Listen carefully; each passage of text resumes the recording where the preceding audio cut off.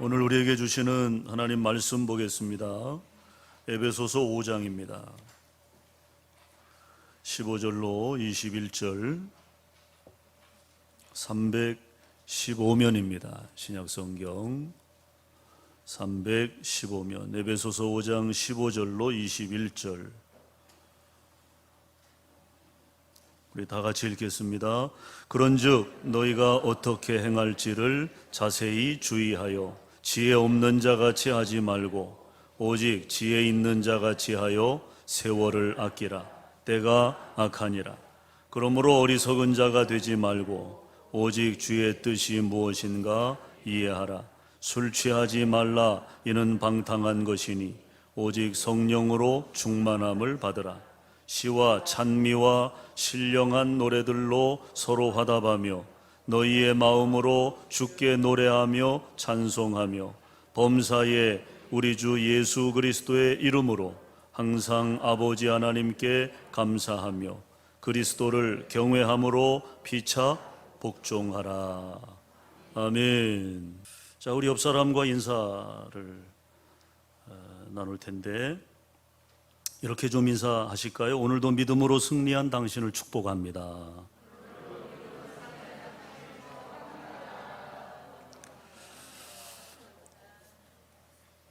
여러분, 이 세상에는 행복한 사람들이 있어요.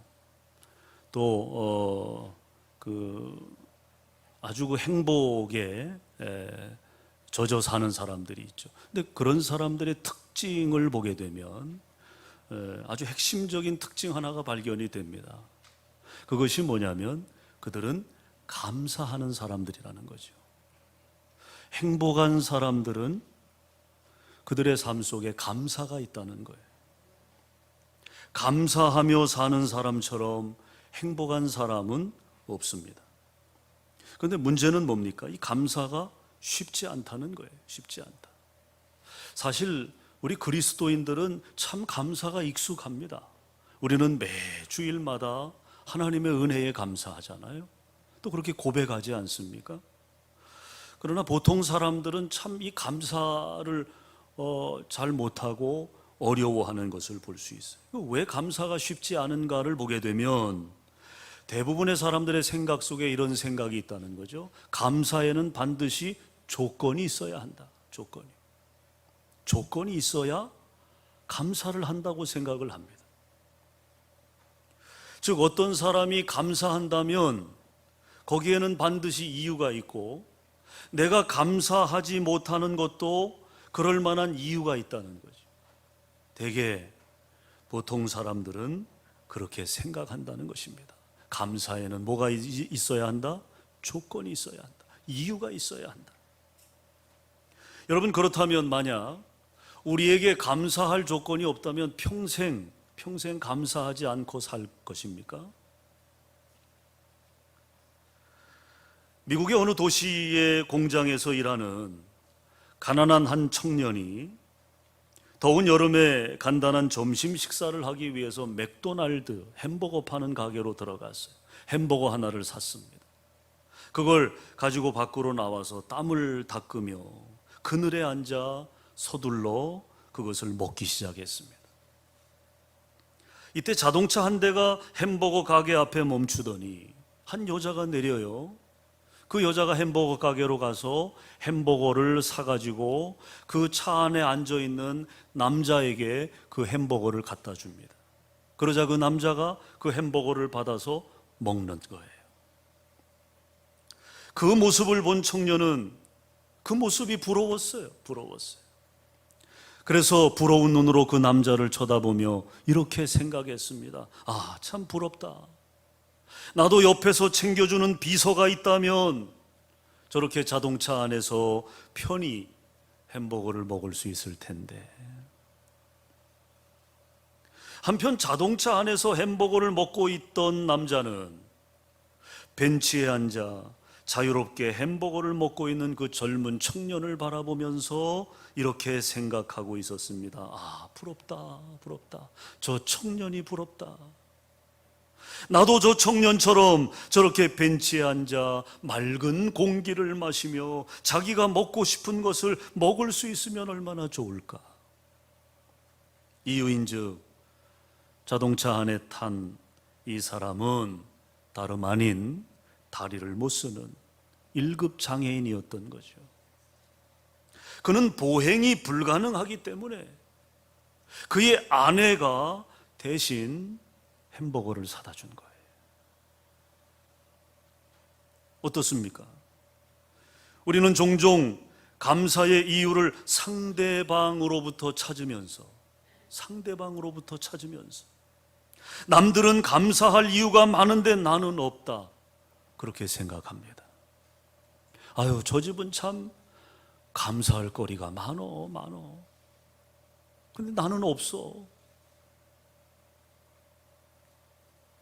여러분, 우리는 자주 잘 알지 못하는 남은 부러워하면서 잘 아는 나에게는 감사의 이유가 별로 없다고 생각한다는 거죠. 만일 젊은 청년과 자동차 안에 이 남자가 서로 잘 아는 사이였다면 피차가 여러분 부러워했겠습니까? 이 청년이 그 자동차 안에 있는 남자를 부러워했을까요? 자동차 안에 있는 남자가 이 가난한 청년, 일용직에 전전할 수밖에 없는 가진 것 없는 이 가난한 청년을 부러워했을까요?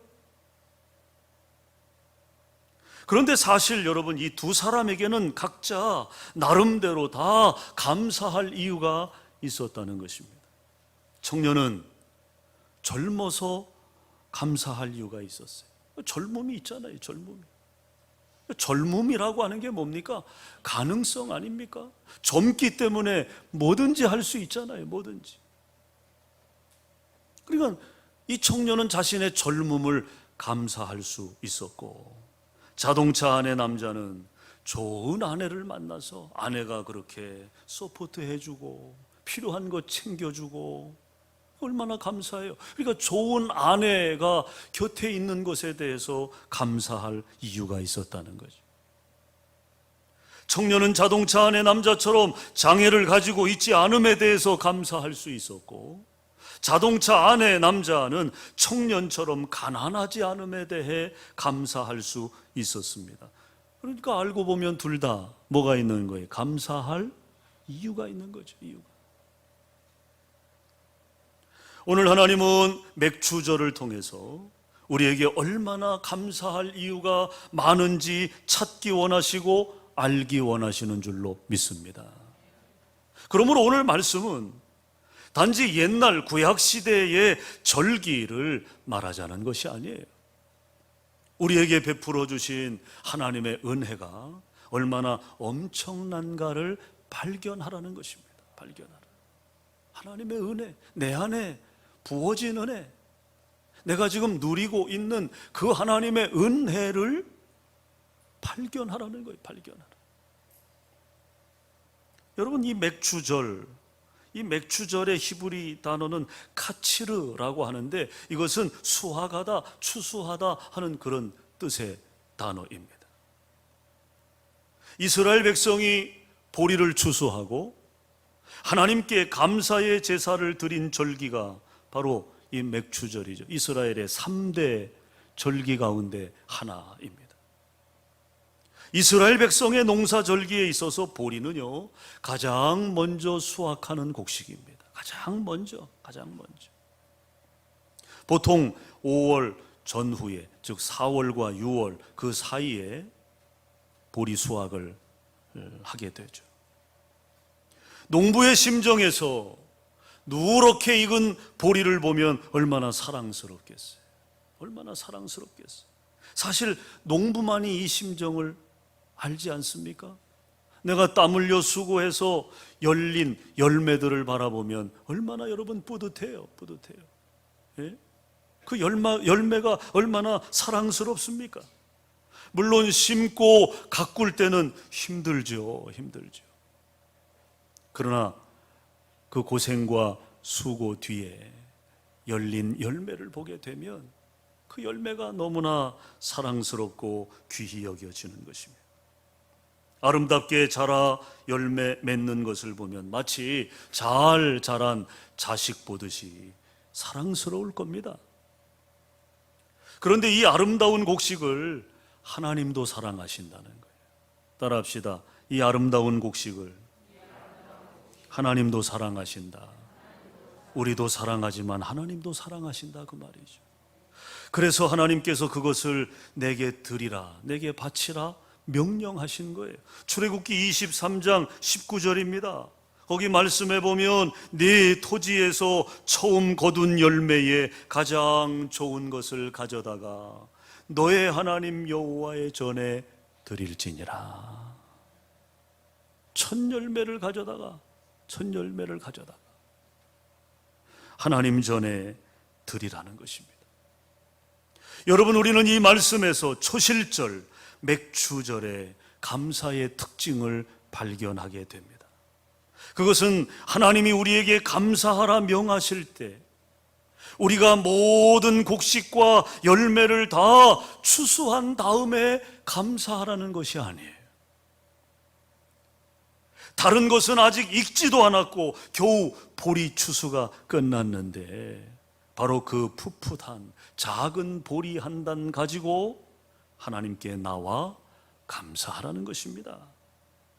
참 하나님 성질도 급하시죠. 예? 아니 좀 다 추수해 놓고 다 곳간에 들인 다음에 그때 해도 되잖아요. 그때. 근데 왜 하나님이 이렇게 첫 열매를 원하셨느냐, 요구하셨느냐라고 하는 거죠. 하나님이 충청도 출신은 아니신 것 같아요. 성질이 급하신 거 보면. 여러분, 사실 아직 감사의 조건이 충분하지 않습니다. 그러나 그럼에도 불구하고 농사가 끝난 다음이 아니라 농사를 시작할 때 첫 열매로 하나님 앞에 감사하라.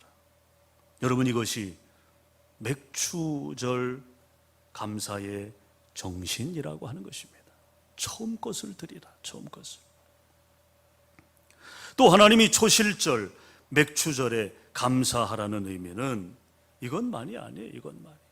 첫 소출을, 첫 열매를 드리는 것, 그것만이 아닙니다. 중요한 이유가 또 하나 있어요. 지금 하나님이 첫 곡식을 바치라 할 때 그것은 꼭 곡식만을 의미하는 것이 아니라는 것입니다. 물론 구약 시대에는 곡식만을 의미했습니다. 그러나 신약 시대로 넘어오면서 곡식이 아니라 하나님의 사람 곧 성도를 의미한다는 거예요. 이 첫 열매, 첫 소출은 하나님의 사람, 성도를 의미한다는 것입니다. 여러분, 씨앗은 땅에 떨어져야 합니다. 그리고 그 땅에 묻혀서 죽습니다. 반드시 곡식은 씨앗이 죽어야 열매를 맺게 되어 있는 거예요. 그 열매가 익어 곡식이 되는 거죠.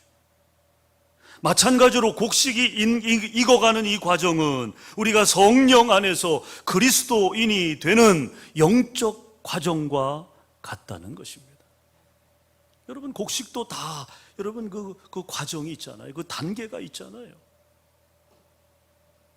우리의 영적 성장도 마찬가지입니다. 우리가 그리스도인이 되어서 점점 성숙되어져 가는 그 과정도 다르지 않다는 거죠. 오늘 말씀이, 우리가 읽은 오늘 본문이 그것을 설명해 주고 있는 것입니다. 사도 바울은 오늘 본문 18절에서 성령을 받으라, 따라합시다. 성령을 받으라, 그렇게 말씀하고 있어요. 성령을 받으라. 자, 여러분, 오늘 본문 18절이 우리가 읽은 전체 본문의 중심에 있고, 그리고 앞 뒤에 말씀이 있음을 보게 됩니다. 먼저 앞에 나오는 말씀이 15절에서 17절까지의 말씀이에요. 이 말씀의 내용은 뭡니까? 성령을 받아야 할 인간의 상태를 말씀하고 있어요. 그 다음에 뒤에 나오는 19절에서 21절은 성령을 받은 결과에 대한 말씀입니다. 왜 인간이 성령을 받아야 하느냐? 그것을 15절에서 17절에 말씀하고 있고 19절로 21절은 성령을 받은 인간의 삶의 어떤 변화, 어떤 결과가 이루어지는가에 대한 내용으로 오늘 본문이 나눠져 있음을 보게 됩니다. 자, 먼저 인간의 상태를 보게 되면 인간은 원죄의 유전으로 말미암아 죄의 본성을 이기지 못하고 전적으로 타락하고 말았어요. 전적으로 타락하고 말았습니다. 하나님의 뜻에서 벗어나 살게 되었다는 것입니다. 사실 하나님은 인간을 삼중적으로 창조하셨어요. 영, 혼, 육. 인간의 구조가 그렇습니다. 인간은 영으로 되어 있고 혼으로 되어 있고 육으로 되어 있다. 이 삼중적 구조로 하나님이 인간을 만드셨다는 거예요. 먼저 영은 뭡니까? 영은 우리 몸에 마치 지성소와 같은 그런 역할을 하는 거예요. 하나님과 소통하는 지점입니다. 인간이 영적인 존재이기 때문에 하나님과 소통할 수 있는 것입니다. 그 다음에 혼은 지정의를 말하죠. 이 지정의는 뭡니까? 인간의 세 가지 심적 요소라고 하지 않습니까? 지성과 감정과 의지를 나타내는 것입니다. 이것이 우리 안에, 우리 정신세계에서 활동함을 통해서 우리의 인격을 형성하게 되는 것입니다. 그러니까 인격이 좋고 나쁘고가 바로 이 3요소에 의해서 결정되어지는 거죠. 그러니까 혼은 그런 의미를 갖는 거예요. 이 지정의가 우리의 인격을 만드는 그런 지점이 바로 혼의 영역인 것입니다. 그 다음에 이제 육은 우리가 눈으로 보는, 손으로 만지는 이 신체를 말하는 거죠. 이러한 구조를 통한 하나님의 창조 질서는 이렇습니다. 즉 하나님의 지시를 받는 영이 인격을 형성하는 인간의 혼을 지배하고 그 혼이 세상과 접촉하고 사는 육을 지배해야 하나님이 창조한 본연의 인간이 된다는 것이죠. 이런 인간이라야 여러분 이 세상에 선한 영향력을 끼칠 수 있는 거예요. 그렇지 못한 인간들의 삶에는 이 질서가 깨진 것입니다. 이 원칙이 뒤죽박죽 되어버린 거죠. 하나님의 지시를 받는 영이 우리의 혼을 지배해야 합니다. 그 혼이 우리의 육신을 지배할 수 있어야 합니다. 그래야만 우리는 하나님의 형상을 입은 사람으로서의 가치 있는 삶을 살게 되는 것입니다. 그러나 인간이 죄를 지으면서 이 순서가 깨지고 말았다는 거예요. 이 순서가 바뀌어지고 만 것입니다. 여러분, 에덴 동산에서 사탄이 공격하는 순서를 보면 놀라워요. 이 사탄이 아담을 공격하는 순서를 보게 되면 먼저 영적인 부분을 건드리지 않습니다. 어디를 먼저 건드리느냐? 육을 건드려요. 육으로 접근을 합니다. 그 다음에 아담의 정신을 마비시키고, 그리고 마지막에 아담의 영이 하나님을 떠나게 만들어요. 뭡니까? 쉬운 것부터 공격했다는 거예요. 쉬운 것부터. 그래서 사탄이 교활한 것입니다. 지금도 사탄은 항상 이 순서로 사람을 공격한다는 거예요. 육을 건드립니다. 육적인 부분에 사탄은 그 욕구를 일으킨다는 거예요. 육적인 욕구를 일으켜요. 그래서 혼을 지배하고 영을 지배하도록 만들어 간다는 것입니다. 그 결과 인간은 전적으로 타락하게 된 것입니다. 여러분, 이처럼 영이 죽으면 모든 것이 죽게 되어 있어요. 모든 것이. 그러므로 반드시 영을 살려야 사람을 살리게 되는 것입니다. 예수님이 이 땅에 오신 목적이 바로 거기에 있는 거예요. 에베소서 2장, 우리 한번 에베소서 2장 좀 건너가 보십시오. 에베소서 2장 1절 다 같이 읽겠습니다. 시작. 그는 허물과 죄로 죽었던 너희를 살리셨도다. 예수님이 이 땅에 오신 목적을 말씀하는 거예요. 우리의 실존이 어떻습니까? 허물과 죄로 죽었다는 거예요. 이게 우리의 실존입니다. 그런데 하나님의 아들 독생자 예수 그리스도가 이 땅에 오셨다. 왜 오셨느냐? 허물과 죄로 죽었던 우리를 어떻게 하기 위해서? 살리기 위해 오셨다. 자, 5절로 건너가 보세요. 5절 다 같이 읽습니다. 시작. 허물로 죽은 우리를 그리스도와 함께 살리셨고, 할렐루야. 허물로 죽었던, 허물로 죽은 우리를 그리스도와 함께 살리셨다. 이처럼 타락한 인간을 구원하시기 위해 주님이 오신 것입니다. 죄로 인해 더러워진 인간을 십자가의 피로 씻고 사탄에게 팔려버린 인간을 십자가에서 예수님이 당신의 몸을 주고 우리를 사주셨다는 것입니다. 여러분, 이것이 1차적 구원입니다. 1차적 구원.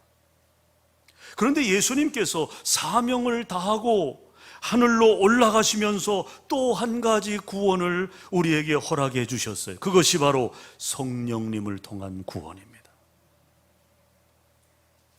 승천하시자마자 성령이 어디에 임했습니까?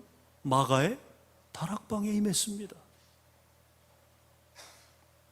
성령이 인간과 처음 조우하는, 성령의 역동적인 역사가 경험되는 현장이었죠. 그 성령님은 이미 예수님의 십자가로 구원받은 성도들의 심령에 임하셔서 타락으로 말미암아 무기력해지고 더러워진 우리의 영을 깨끗하게 또 강건하게 회복시켜 주셨다는 것입니다. 이것을 성경은 거듭남이라고 표현을 합니다. 우리를 거듭나게 하셨다. 여러분, 거듭난다는 이 말은요, 살아있는 하나님의 생명이 성령님을 통해 죽어있는 우리의 영 속으로 들어온다는 것입니다. 죽어있는 우리의 영 속으로 살아있는 하나님의 생명이 성령을 통해 들어오신다. 다시 말해서 하나님의 생명이 우리 안으로 이동된 것입니다. 이동된 것. 죽어있는 영 속으로 살아있는 생명이 들어온 것입니다. 그래서 우리가 지금 살게 된 거예요. 믿습니까? 그렇다면 성령으로 새로워진 새 생명은 무엇과 같습니까? 바로 그것이 영혼의 첫 열매라고 하는 것입니다. 영혼의 첫 열매. 그러므로 첫 열매를 바치라 하는 것은 다만 곡식만이 아니라 우리 자신의 영적 열매를 포함하고 있는 거예요. 우리 자신의 영적 열매. 우리가 첫 소출을 이렇게 하나님 앞에 드린 것으로 끝나는 것이 아니라 우리의 삶에, 내 영적인 삶의 열매를 하나님 앞에 드려야 한다는 거죠. 매일매일 우리의 삶이 하나님 앞에 드려지는 영적 열매가 되어야 될 줄로 믿습니다. 여러분, 창세기 4장에 보면 가인이 하나님 앞에 제사를 드리고 아벨이 하나님 앞에 제사를 드렸는데 하나님이 가인의 것은 안 받으시고 아벨의 것은 받으셨다는 말씀이 기록되어 있어요. 거기 말씀에 보면 중요한 포인트가 있습니다. 가인이 드린 제물이 부실해서 하나님이 안 받은 것이 아니에요. 아벨이 드린 제물이 하나님께서 특별히 좋아하시는 거라 아벨의 제사를 받으신 것이 아닙니다. 거기 말씀에 보면 가인과 그 제물, 아벨과 그 제물이라고 되어 있어요. 영적인 열매가 하나님 앞에 드려졌느냐 드려지지 않았느냐의 차이가 바로 가인과 아벨의 제사의 받으심과 하나님이 거부하심이 결정되었다는 거죠. 오늘 우리도 마찬가지. 우리의 삶이 하나님 앞에 열매가 되어야 합니다. 우리의 삶으로 드리는 열매, 하나님은 그것을 우리에게 요구하시는 것입니다. 우리 자신이 바로 땅에 떨어진 씨앗처럼 죽었었습니다. 하지만 씨앗 혼자서는 아무것도 할 수 없잖아요. 하나님께서 하늘을 열어 물을 주시고 또 햇빛을 주셔야 열매를 맺고 거두는 것 아닙니까? 바로 그 원리 안에 담겨진 영적 의미로서 물은 뭐예요? 물은 바로 십자가의 보혈이죠. 햇빛은 뭡니까? 성령의 능력입니다. 하나님은 우리에게 십자가 보혈을 주셨어요. 물을 주셨어요. 물을. 그리고 성령의 능력을 우리에게 주셨어요. 그것은 햇빛과도 같이 우리의 삶을 비추고 우리의 삶의 에너지를 만들고 힘을 만드는 능력입니다. 능력. 그러므로 구약의 첫 곡식은 십자가로 죄를 씻고 성령으로 새 영을 소유한 우리 자신을 상징하는 것입니다. 그러므로 우리가 이 맥주절에 감사할 것은 우리에게 일용할 양식도 주시고 우리에게 가정과 직업을 주신 것도 감사하지만 더 본질적인 감사가 있는데, 그것은 한 알의 보리처럼 땅에 죽어있던 우리를 하나님께서 생명으로 살리셨다는 것, 그 사실에 대한 고백, 그 사실에 대한 확인, 그리고 결단. 하나님은 그것을 우리에게 원하신다는 것입니다. 우리를 거듭나게 하사 하나님의 자녀가 되게 하시고 하나님과의 영적 교통을 회복하시고 우리 안에서 하나님의 성품의 열매를 맺히기 위해 날마다 우리를 성숙시켜 가신다는 거죠. 성숙시켜. 여러분, 이것이 우리가 하나님께 드릴 최고의 감사인 줄로 믿습니다. 이것보다 더 큰 감사는 없어요. 나머지는 다 덤입니다. 덤. 다 덤이에요. 내가 하나님 은혜 안에 살아가고 있다는 사실, 내가 사명자라고 하는 사실, 우리에게 하나님께서 몸된 교회, 주님의 몸된 교회를 맡겨주시고 우리가 이 교회를 섬기며 우리의 생명 다하는 날까지 일할 수 있는 터전을 주셨다고 하는 사실, 그것이 오늘 여러분 안에서 진정한 감사의 이유가 될 수 있기를 주의 이름으로 축원합니다. 일본 최고의 전자공학자인 후쿠시게 다카시라는 사람이 있습니다. 세계 최초로 초박형 LCD를 미국과 함께 개발할 때 일본 팀의 주역이었던 일본 최고의 전자통입니다. 전자통. 그의 부인은 한국 사람이에요. 장혜림이라고 하는 아주 독실한 크리스찬입니다. 그리고 그 가정에는 딸이 하나 있어요. 딸이.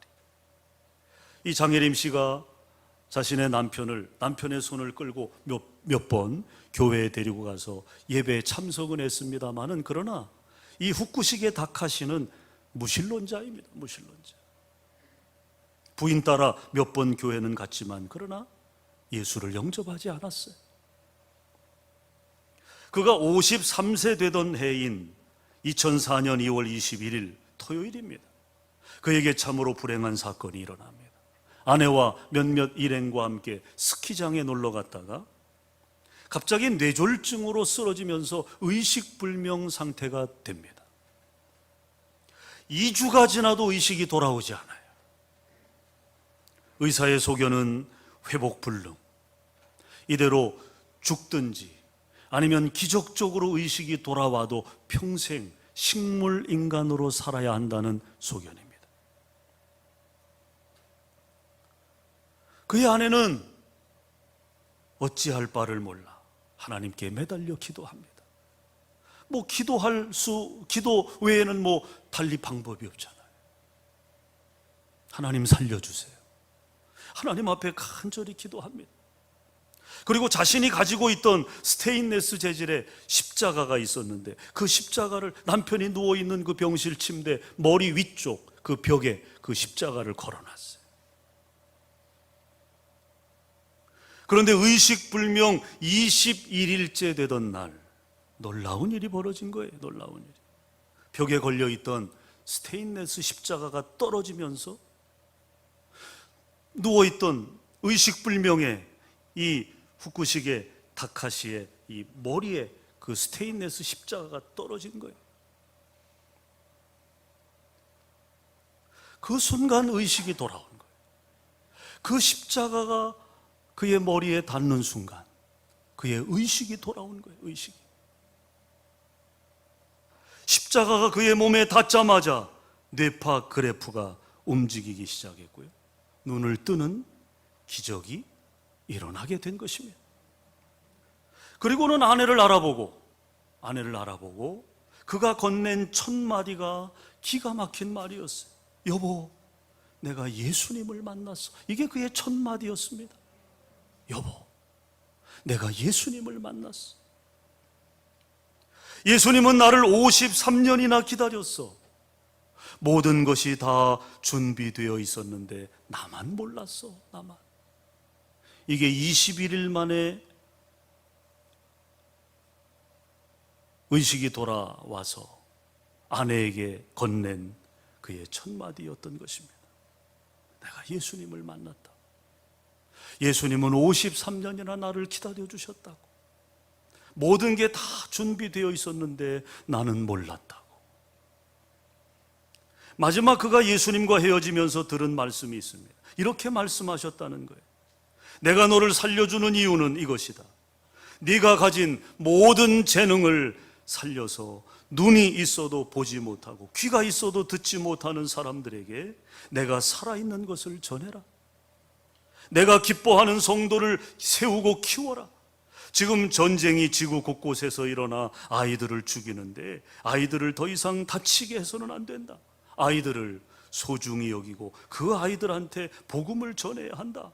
그리고 굶어 죽는 아이들이 없어야 한다. 이들을 위해 학교와 고아원을 세워라.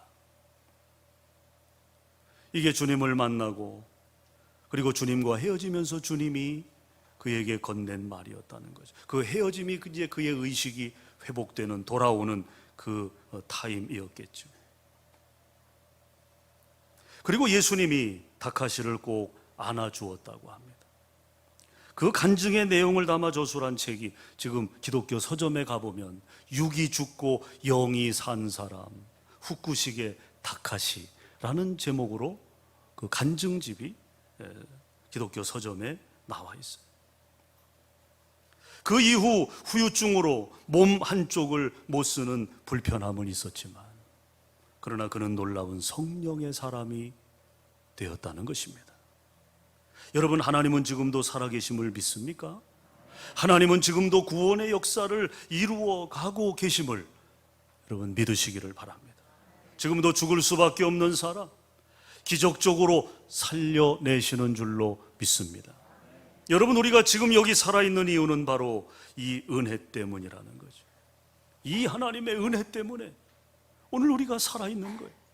오늘 우리가 이렇게 함께 모여 예배할 수 있는 것입니다. 십자가로 살리고 성령으로 살리고 십자가의 피로 씻고 성령의 능력으로 죽은 영을 살리고 십자가의 은혜로 하나님의 자녀 만들고 성령 충만케 하심으로 하나님의 자녀답게 살게 하시고 그래서 우리를 하늘에 신령한 첫 곡식으로 만들어 가신다는 것입니다.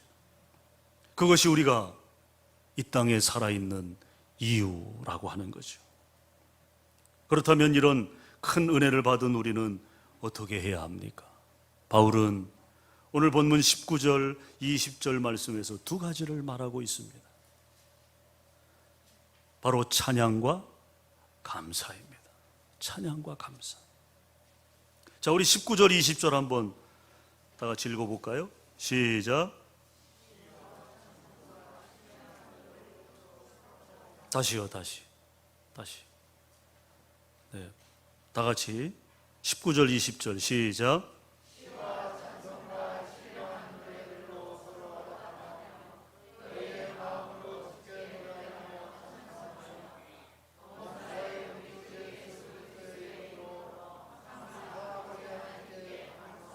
아멘. 자, 하나님의 은혜를 받은 사람들, 그 사람들이 마땅히 행해야 할 오늘 두 가지 사실을 바울은 우리에게 권면해 주고 있습니다. 바로 찬양과 감사입니다. 사랑하는 여러분, 오늘 이 맥주 감사절을 기점으로 우리 모두의 삶에서 받은 바 하나님의 은혜와 사랑에 대한 찬양과 감사가 온 마음 다해 하나님께 드려지는 우리 모두의 삶이 될 수 있기를 간절히 축원합니다. 그래서 이 맥주절 우리가 의미 있게 또 하나님의 기대에 부응하는 그런 우리가 첫 열매를 하나님 앞에 드릴 뿐만 아니라 우리의 삶이 하나님 앞에 드리는 아름다운 삶의 열매를 통해서 하나님의 뜻을 이루어가는 금년 한 해 또 남은 하반기의 삶이 될 수 있기를 주님의 이름으로 다시 한번 축원합니다. 기도하겠습니다.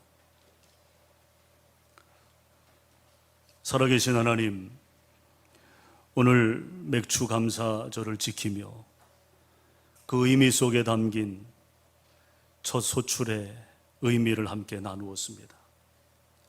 우리가 곡식의 첫 소출을 하나님 앞에 드림도 귀하고 또 성령으로 거듭난 하나님의 사람으로서 날마다 영적 삶을 이루어가는 하나님의 자녀된 우리의 삶이 드리는 영적인 열매를 하나님께서 기뻐 받으시고 또 그것을 드림이 마땅함을 우리가 다시 한번 말씀을 통해 깨닫게 하셨사오니 하나님, 우리의 삶을 통해서 하나님 앞에 드리는 열매가 하나님 앞에 향기로운 열매가 되게 하여 주시옵소서.